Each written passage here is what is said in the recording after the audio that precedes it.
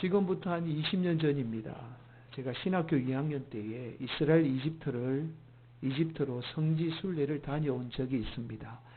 그때에 예루살렘을 좀 방문하면서 충격 아닌 충격을 받았던 기억이 있습니다.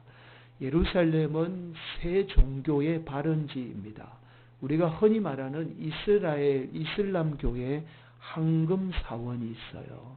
자, 이곳은 성경에 아브라함이 이삭을 바쳤던 모리아 산 정상입니다. 지금 이곳에 황금 사원이 있지요.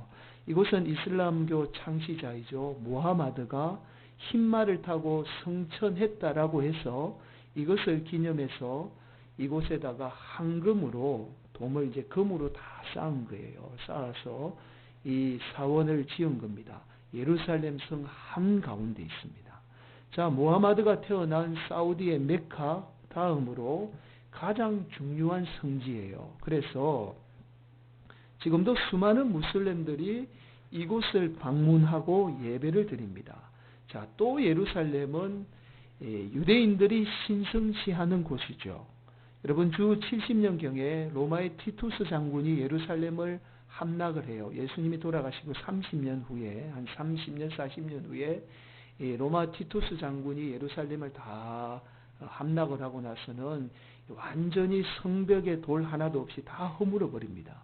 예수님의 예언대로 돌 하나도 없이 다 무너지리라 라는 예언이 40년 만에 이루어져요. 이때에 왜 성벽을 다 무너뜨리느냐 하면 다윗의 아주 거대한 화려한 황금들이 성벽 밑에 숨겨져 있다라는 소문 때문에 로마 군인들이 성벽을 다 허물어 버립니다. 그리고는 일부만 남겨두게 되는데 이것이 우리가 흔히 말하는 유대인이 가장 큰 성지로 여기는 통곡의 벽이에요. 여러분 사진에 나오죠. 자, 황금 사원 바로 옆에 붙어 있습니다. 자, 지금도 유대인들은요, 1년에 한 차례 이상 반드시 이곳을 방문해서 여러분 율법을 낭독하며 또 다윗의 부귀영화가 재현되기를 간절히 기도해요. 그리고 많은 종교 행사들을 이곳에 가집니다. 여러분 마지막으로 기독교의 성지가 바로 예루살렘이에요. 여러분 예루살렘 성 안에 예루살렘 성이 그렇게 크지 않아요. 조그만해요. 예루살렘 성 안에 우리 주님이 십자가에 못 박혀 돌아가신 곳이 있습니다. 여러분 주님이 십자가 지고 가신 비아 돌로로사라고 그러죠. 고난의 길을 따라 올라가면 골고다 언덕이 나옵니다. 지금은 이곳에 집이 가득 차 있어요. 과거에는 집이 없는 언덕이었습니다. 이곳에 가면 우리 주님의 죽으심을 기념하는 성분묘교회가 세워져 있습니다. 이곳이 바로 우리 주님이 못 박혀 죽으신 곳이에요. 자, 이처럼 새 종교의 발원지다 보니까 황금 사원에는요, 모슬렘들이 하루에도 수만 명씩 이곳에 와서 순례를 행합니다. 또 바로 옆 통곡의 벽에는요, 유대인들이 계속해서 종교 행사를 해요. 여기에도 하루에 수만 명씩 몰려듭니다. 또 수많은 기독교 신자들도 예루살렘에 모여들어요. 성지 순례를 합니다. 기독교라는 것은 우리 개신교 또 가톨릭 다 포함을 하는 종교죠. 그러니까 이곳에 어마어마한 사람들이 하루에도 이 자기 신들을 섬기기 위해서 몰려드는 거예요. 자, 그렇다 보니 오래전부터 종교적인 충돌이 비일비재하게 일어났던 곳이기도 합니다. 그래서 지금도 이곳에 가면 항상 중무장한 군인들이 총을 들고 서 있어요. 종교적인 분쟁이 워낙 많이 일어나니까 그래요. 앞서서 충격을 받았다라고 말씀을 드린 이유가 예루살렘을 방문하게 되면 우리가 믿는 진리의 종교인 기독교마저도 그 흔한 다른 종교쯤으로 느껴지게 되죠. 자, 그러나 우리가 믿는 예수님은 다른 종교와 확연하게 달라요. 여러분, 다른 종교는 세상이 말하는 화려한 영광과 또 어떤 힘의 논리로 사람을 구원합니다. 반면에 우리 주님은요, 십자가라는 고난을 통해서 가난과 연약함으로 고통당하는 사람들의 압제를 어떻게 해요? 해방시켜 주시죠. 그래서 리처드 보컴이라는 영국의 신학자는 이렇게 말합니다. 십자가야말로 악순환을 결정적으로 끄는 사건이다. 이게 무슨 말씀이냐 하면 세상의 힘의 논리로 사람들을 압제로부터 벗어나게 되면 또 다른 압제를 낳게 된다라는 거예요. 누군가는 벗어나지만 누군가는 어떻게 해요? 다시 고통을 당하게 되는 거예요. 세상의 힘의 논리로 사람을 구원하게 되면. 그래서 오직 우리 주님의 십자가의 고난만이 우리 인간을 고통으로부터 해방시킬 수 있는 유일한 방법이다라고 이야기를 하고 있습니다. 이것이 기독교의 가장 핵심 가치예요. 진리입니다. 여러분, 우리 주님은 3번에 걸쳐서 우리 주님께서 십자가 지고 못 박혀 돌아가실 것을 제자들과 수많은 사람들에게 예고를 합니다. 오늘 본문이 3번째이자 마지막 예고예요.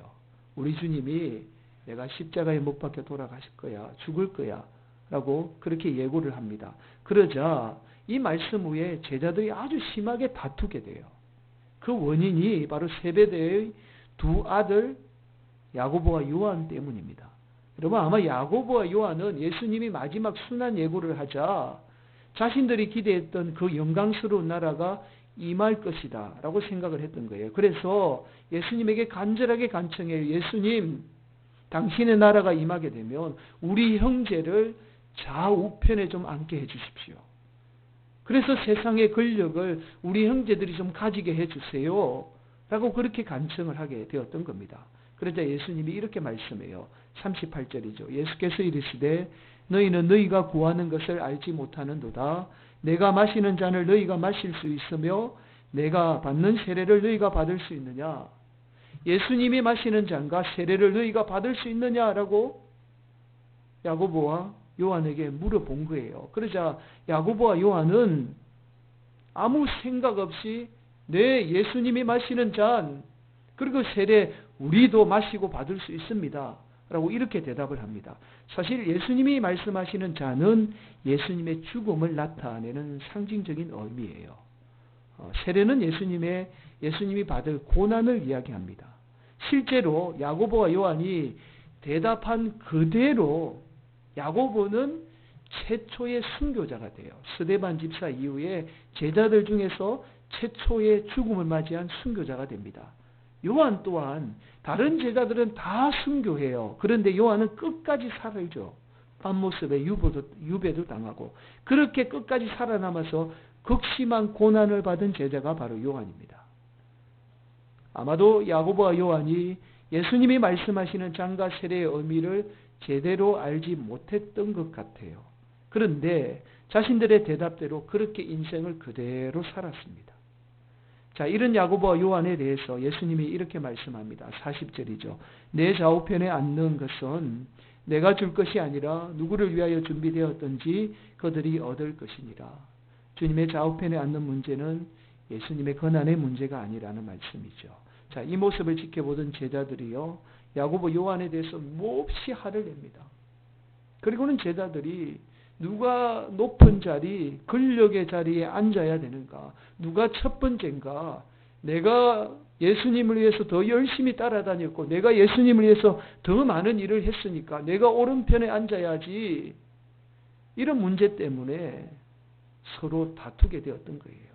자, 예수님이 이 모습을 지켜보며 제자들을 향해서 이렇게 말씀하죠. 42절, 43절 말씀입니다.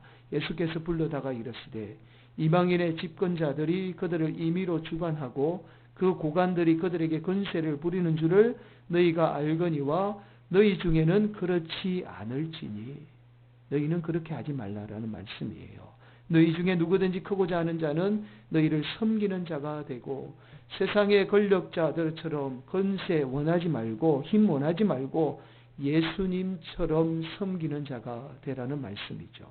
자, 오늘 본문의 의미를 이해하기 위해서는요, 우리 주님이 3번에 걸쳐서 예고한 순환 예고를 조금 비교해 볼 필요가 있습니다. 첫 번째 순환 예고는 우리가 지난번에 살펴보았죠. 마가복음 8장 31절 말씀입니다. 두 번째 순환 예고는 마가복음 9장 31절 말씀이에요. 이는 제자들을 가르치시며 또 인자가 사람들의 손에 넘겨져 죽임을 당하고 죽은 지 3일 만에 살아나리라는 것을 말씀하셨기 때문이더라.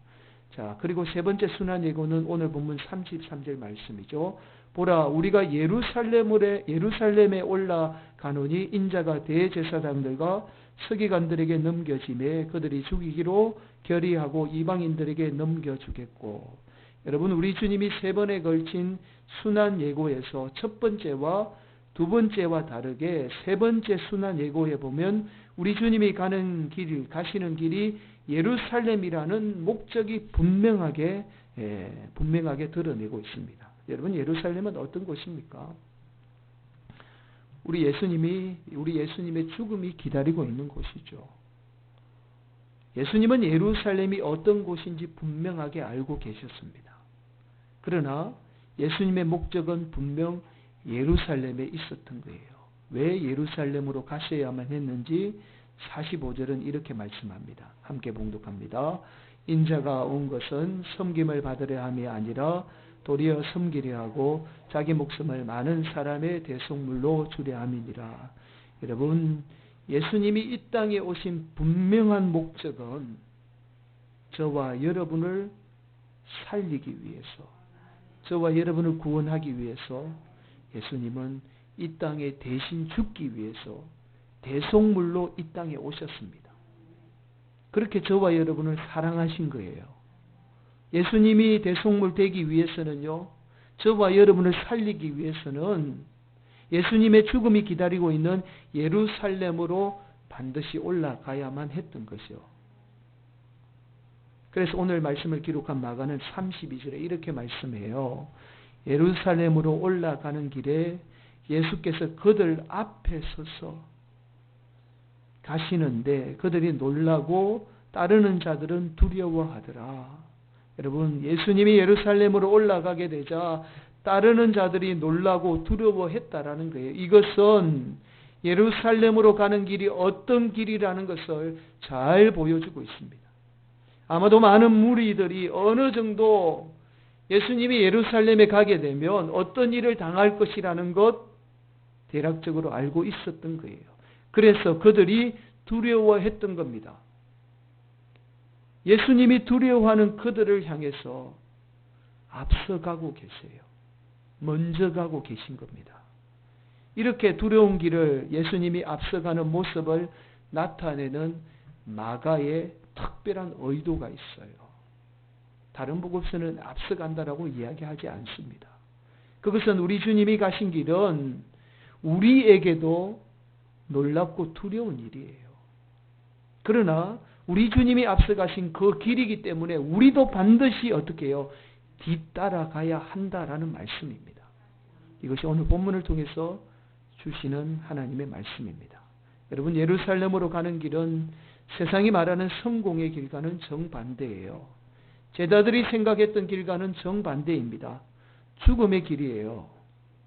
결국 세 번째 순환 예고의 사건 이후에 제자들의 잘못된 모습, 제자들이 세상의 부귀영화를 바라는 그 모습을 비교하면서 우리 주님은 우리가 세상이 말하는 성공의 길이 아니라 주님이 가셨던 예루살렘의 길, 십자가의 길, 우리가 반드시 따라가야 할 길임을 말씀하고 있는 겁니다.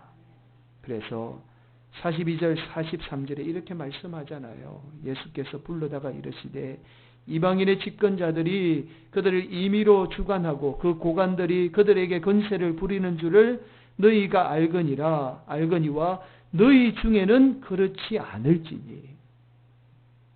우리는 그렇게 해서는 안 된다라는 거예요. 예수 믿는 사람, 적어도 예수님 믿고 예수님 따르는 사람은 세상 사람들이 권세 부리는 것, 흔히 세상 사람들이 말하는 세상의 길, 힘의 논리에 따르지 않고 그렇게 예수님이 따랐던 그 길 따라가야 한다라는 겁니다. 그래서 너희 중에는 그렇지 않을지니 그렇게 살지 말라라는 말씀이죠. 오늘 본문을 보면서 우리가 많이 이렇게 해석해요. 예수 믿는 사람 십자가의 길은 섬기는 삶을 살아야 한다. 여러분, 우리 주님이 요구하는 게 지금 섬김의 삶의 수준을 요구하는 게 아니에요. 예루살렘으로 올라가는 길은 어떤 길이죠? 우리가 죽어야 된다라는 거예요. 그냥 단순히 섬김 수준의 우리 주님께서 우리를 따라오라라고 말씀하고 있지 않아요. 여러분, 섬김은요, 예수 안 믿는 사람도 섬길 수 있어요. 예수 안 믿는 사람도 잘 섬깁니다. 지금 주님이 섬김 수준으로 말씀하는 게 아니라 예수님이 다른 사람을 저와 여러분을 살리기 위해서 대속물이 되셨던 것처럼 우리도 그렇게 죽으라고 말씀하고 있는 거예요. 여러분, 우리가 예수님처럼 굳이 죽어야 합니까? 왜 예루살렘으로 올라가야 하죠? 라는 의문을 가질 때가 있죠. 우리가 예루살렘으로 올라가야 할 진짜 이유가 있습니다. 그것은 우리가 그곳에 올라가야만 진정한 예수님을 만나게 돼요.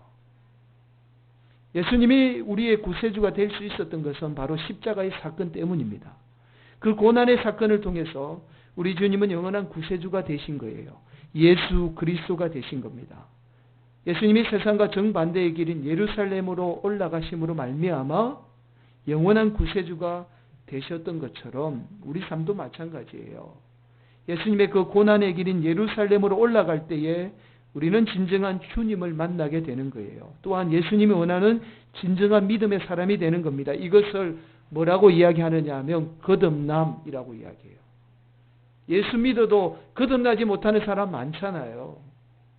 우리가 예수님의 십자가의 고난에 동참하게 될 때에 우리는 거듭나게 돼요. 우리가 거듭나지 않으면 이 땅에서 하나님 나라를 볼 수 없다라고 요한복음 3장 3절은 말씀합니다. 그렇게 세상만 보며 사는 어리석은 인생이 되고 말아요. 그래서 우리가 반드시 십자가를 져야 하는 거예요. 그래서 우리 주님은 오늘 본문에 이렇게 말씀합니다. 33절에 뭐라고 말씀해요? 보라, 우리가 예루살렘에 올라가노니. 우리가 반드시 예루살렘에 올라가야 한다라는 거예요. 저와 여러분이, 우리 주님의 자녀인 저와 여러분이 그 예루살렘의 십자가 길 우리가 함께 가야 한다라고 말씀하고 있는 겁니다. 저와 여러분이 반드시 가야 할 길임을 말씀하고 있는 거죠. 여러분, 구약에서 하나님이 사용했던 많은 인물들은요, 사회 통념적인 세상의 방법으로 하나님이 그들을 사용하지 않으십니다. 비루한 인생, 약자, 소외, 청들을 통해서 하나님이 일하세요. 구약의 성서가 기록될 당시만 해도 반드시 재산이나 상속권을 장자에게 물려주게 되어 있었습니다. 그런데 이게 세상의 방법이잖아요. 그런데 하나님이 이 방법을 철저하게 거부합니다. 하나님은 가인 대신에 아벨을 선택해요. 그렇게 하면 안 되거든요. 그런데 아벨을 선택해요. 이스마엘 대신에 이삭을 선택합니다. 우리가 잘 아시다시피 에서 대신에 힘있고 건장하고 능력 있는 에서 대신에 거짓말하고 약하고 부정투성인 야곱을 선택합니다. 여러분, 여성의 경우도 마찬가지예요. 미모와 성적 매력이라는 세상의 권력을 갖춘 여성을 통해서 일하시지 않으세요. 하나님은 젊은 하갈 대신에 늙어서 단산한 사라를 선택합니다. 아리따운 라헬 대신에 볼품없고 심지어 남편에게 버림받은 레아를 통해서 하나님의 구속의 사역을 이루어 가세요. 하나님은 세상적인 방법으로 일하지 않으십니다. 그 이유가 있어요. 단순히 하나님이 약자를 통해서 일하시는 것을 좋아해서 그런 게 아니라 세상에서 일하시는 하나님의 궁극적인 목적이 있어요. 그 목적이 예수 그리스도입니다. 그 예수 그리스도의 약함과 고난을 나타내기 위해서 그들을 구약의 말씀을 통해서 사용하셨다라는 거예요. 모든 종교를 통틀었어요. 사랑하는 제자들에게 버림받고 심지어 아버지를 비롯해서 자신이 소중하게 여기는 모든 사람에게 버림받은 채 수치스럽게 십자가에 못 박혀 돌아가신 분은 오직 예수 그리스도밖에 없습니다. 예수님은요, 세상의 압제의 피해자로 그렇게 무력하게 죽었습니다. 예수님이 이러한 구원의 방법은요, 고난과 연약함을 통해서 우리에게 그대로 이루어 갔어요.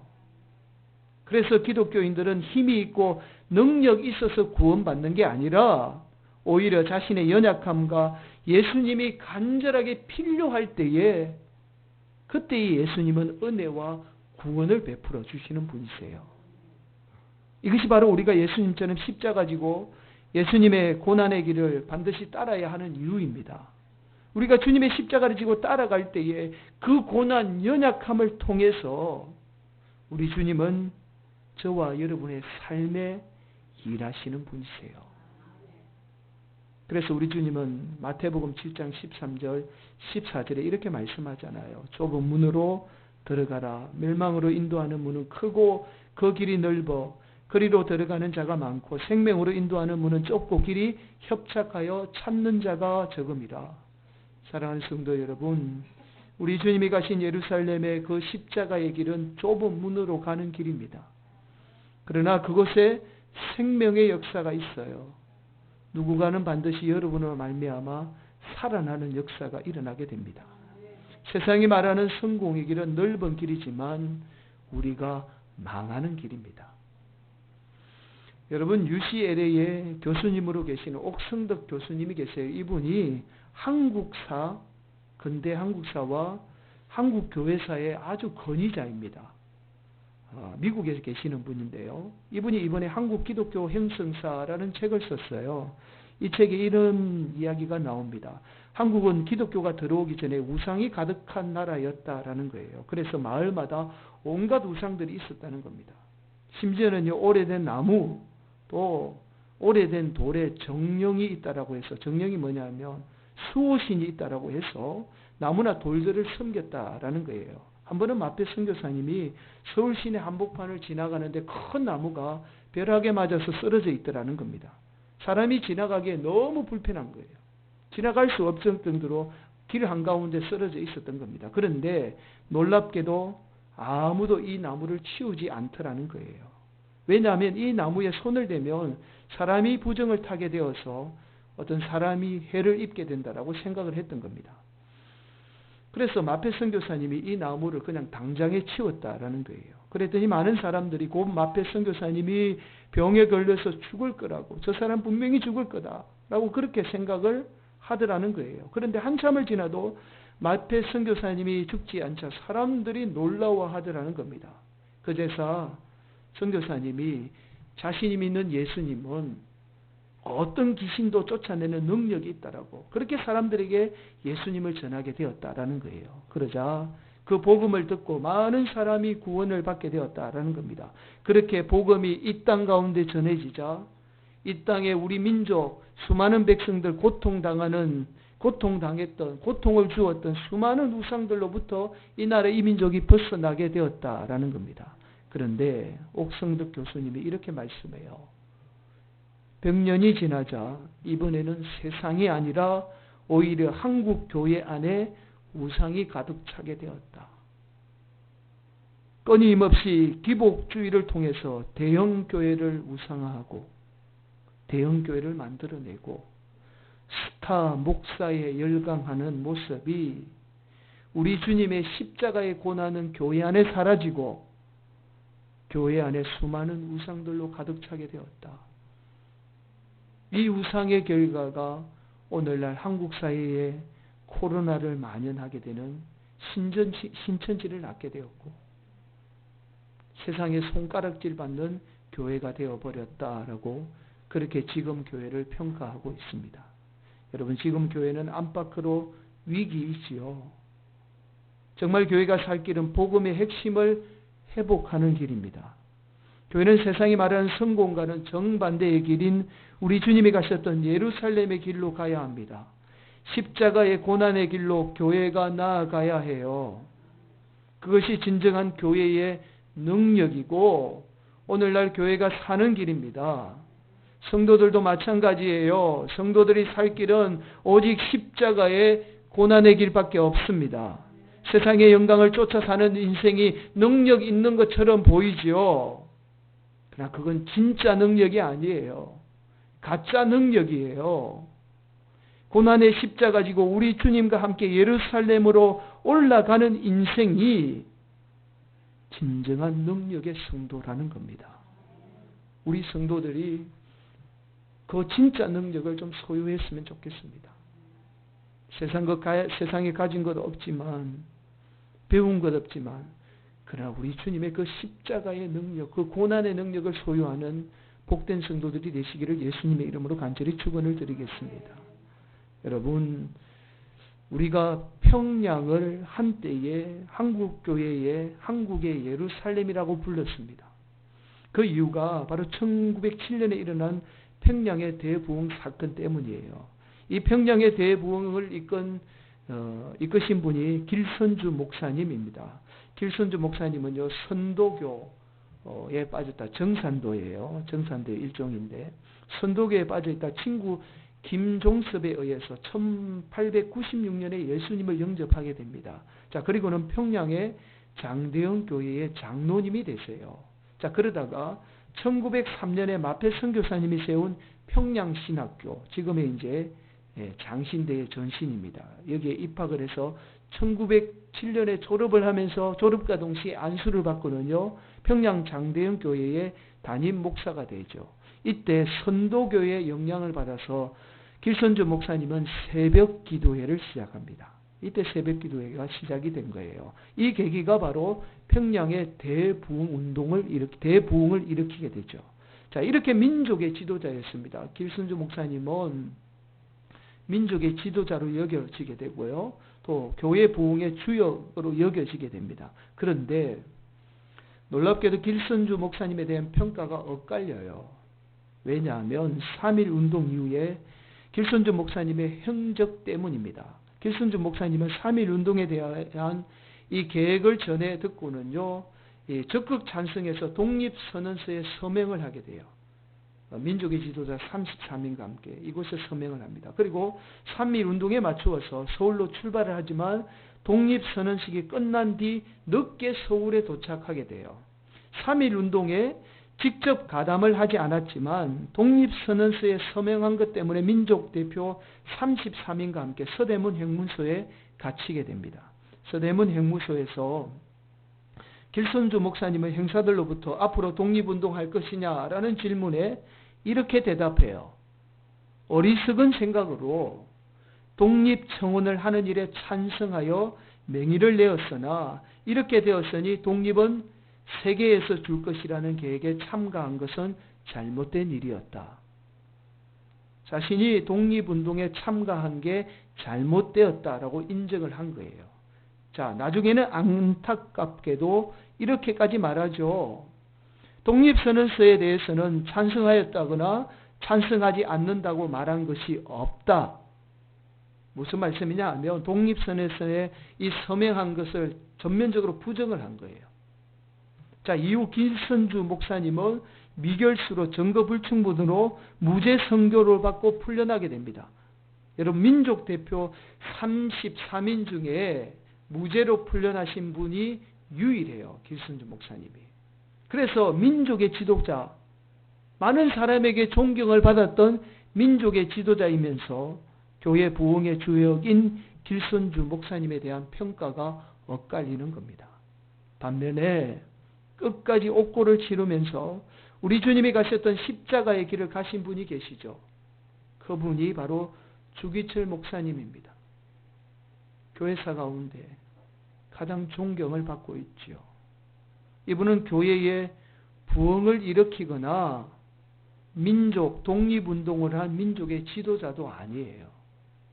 많은 목사님들이 일제의 탄압에 못 이겨서 신사참배할 때에 끝까지 신사참배를 거부하고 옥고를 치르다가 그렇게 순교하신 분입니다.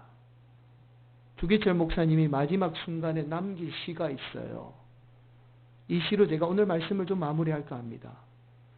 서쪽 하늘 붉은 노을 영문 밖에 비치누나 연약하온 두 개의 십자가를 생각하니 머리에는 가시관 몸에는 붉은 옷 힘없이 걸어가신 영문 밖에 길이 나네.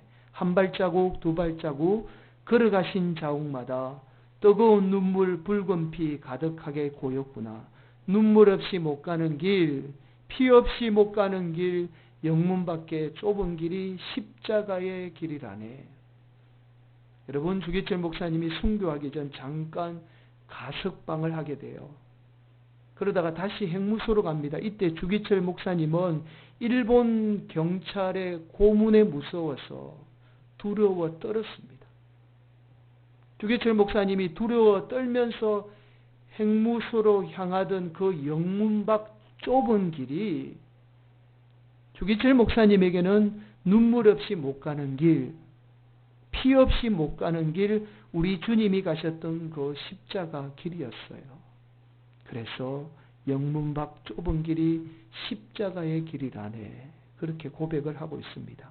그렇게 주기철 목사님은 주님이 가신 길을 따라가셨던 거예요.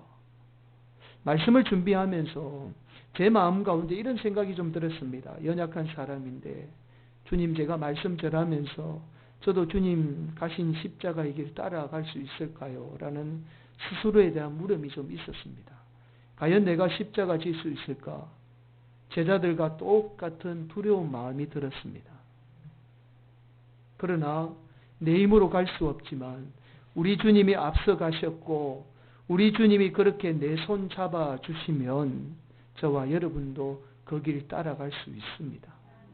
비록 십자가의 고난이 우리를 기다리고 있을지라도 우리는 반드시 예루살렘으로 올라가야 합니다. 그곳에 진정한 우리 주님이 계십니다. 그 길이 좁은 길일지라도